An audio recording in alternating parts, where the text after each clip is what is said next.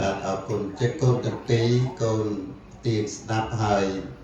លើកដៃសំពះឡើងកូនណាហ្នឹងហើយលើកដៃសំពះឡើងតម្លាក់ដៃស្មើដើមទ្រូងកុំឲ្យបាំងមុខថតទៅបានស្អាតកូនណា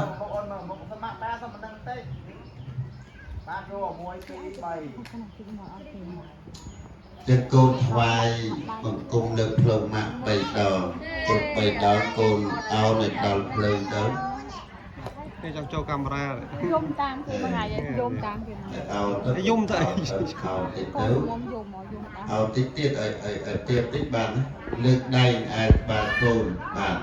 អញកាលរះអត់មានកាយផ្លែ